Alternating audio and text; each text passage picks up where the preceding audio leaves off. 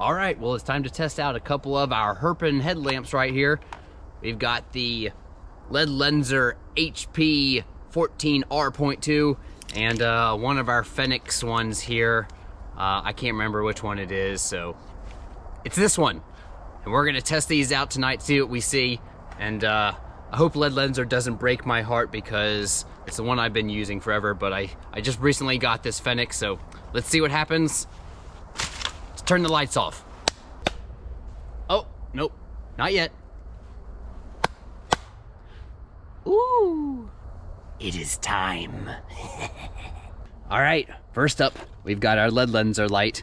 What I really like about this, which sets it apart, is it has an adjustable focal beam on it that you can turn in the front, and we're gonna see how that shines right now. Let's see. Okay, we're gonna do the lowest setting first. There we go. You can see a little bit like that. And then the high beam. Oh, it's Mr. Bill. Oh no. That's what it looks like with a high beam right now. And we can even go a super beam here. Hold it down. There we go, the super beam. A little bit more. All right. And like I said, what I really like, there we go. You can make it a little focal beam like this. There we go. Oh, and there's Mr. Bill again. And that's the focal beam right there. All right, that was fun. Now it's time to check out our Fenix headlamp right here. I'm gonna go stand in the exact same spot and see what we see. And similar to the Ledlenser, this one also has a lower setting. So it has red at first. Can't really see that. All right, let's go up a notch. There's a little bit higher. Oh, there we go. A little bit higher still. A little bit higher there. Mr. Bill! And so this is the side light that it has on. It's more like a floodlight. You can kind of see how it looks like that.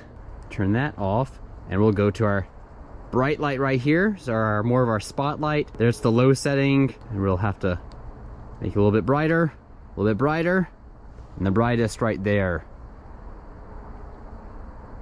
So this is the high setting. Makes like a focal beam.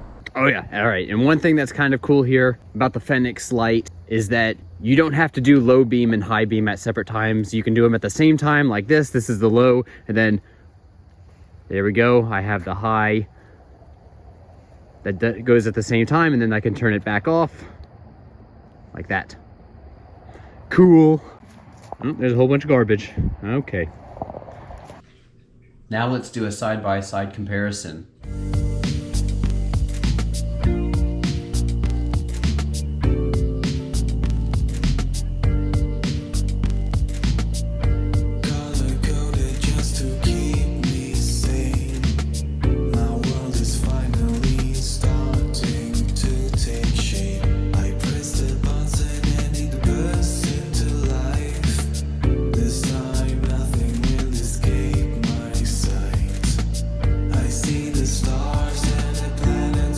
Which one to choose then? Well, Fenix, which does cost a little bit more, does outperform the Ledlenser. Broke my heart. But I'm gonna show you another reason why I like the Fenix a little bit more, and let's look at the batteries.